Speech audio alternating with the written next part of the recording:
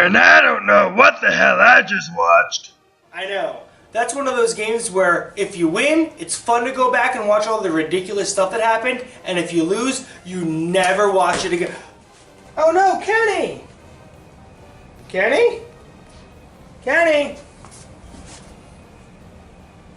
We might need to turn to the backup. Hi, I'm Kevin. And I'm Philip. Do you have a joke, or is that it? On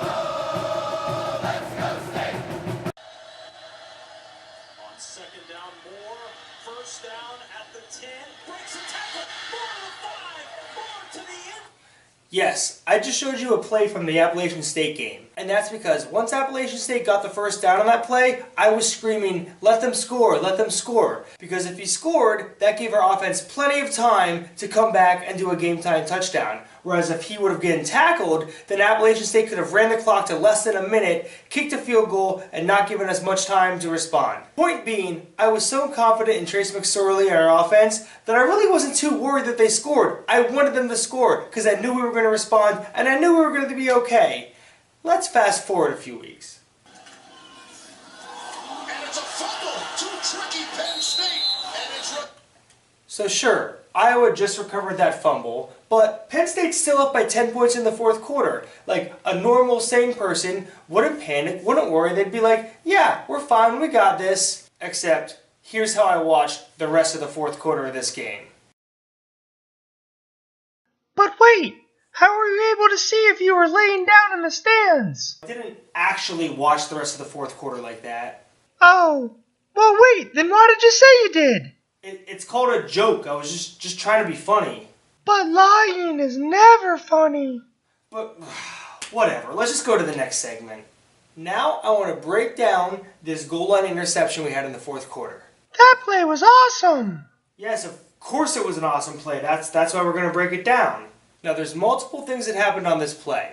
Let's start by looking at the tight end, Noah Fant, who may as well be one of the best tight ends in the country. But not this play. He done messed up.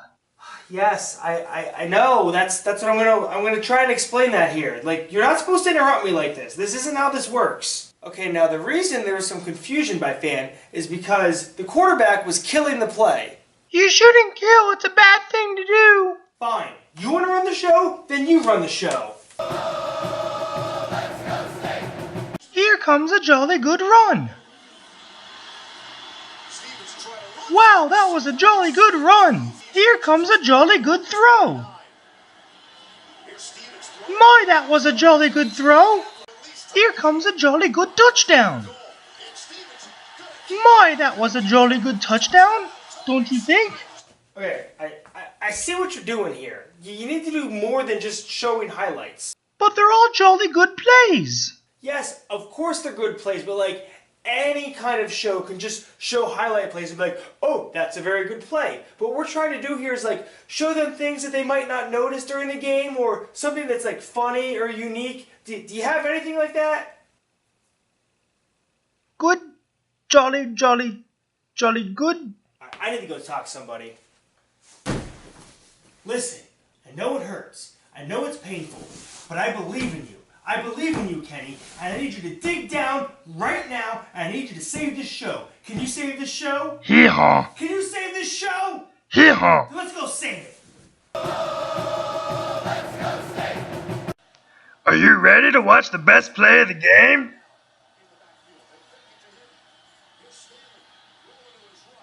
Ha ha ha! Did you catch it? Let's watch it again.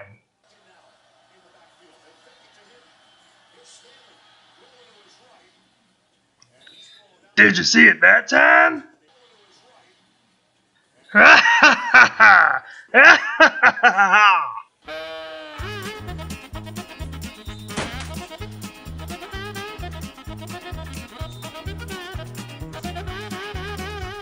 Aw, nuts! Getting a little testy out there. Sometimes you don't even need to hit the quarterback to get a sack.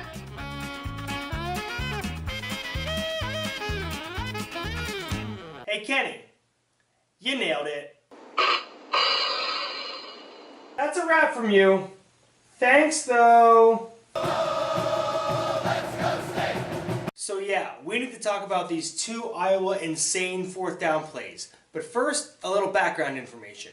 An offense is only allowed to have 7 people on the line of scrimmage. Only the people on the ends are eligible to go catch a pass. So what teams usually do is they run what's called a balanced formation.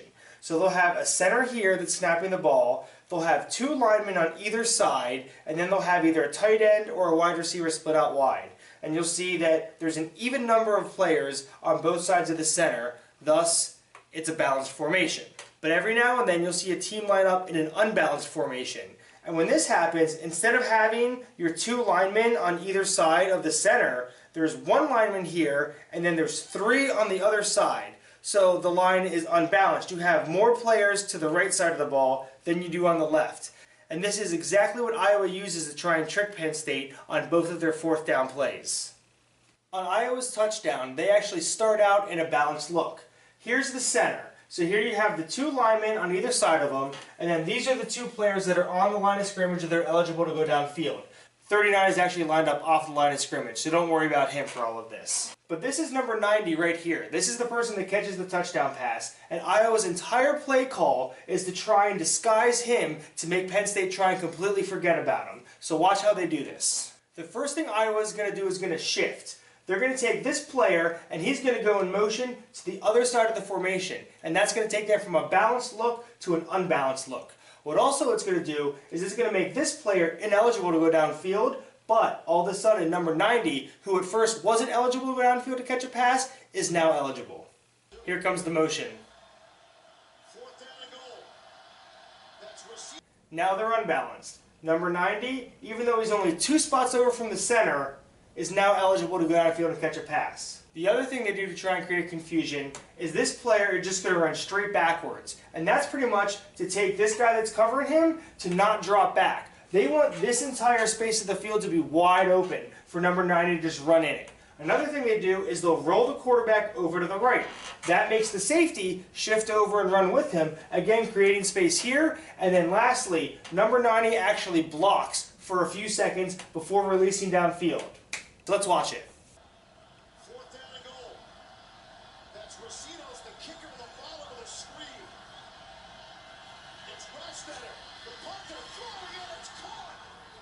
And you can see right here how important it was to have that quarterback roll over to the right to distract the safety. Because he's only 1 step away. If he's just a little closer to the middle of the field when that ball's thrown, he can easily break up that pass. And the last thing is, look at that catch. He is a walk-on defensive lineman, and he's making an over-the-head catch right into the end zone with a guy about to hit him.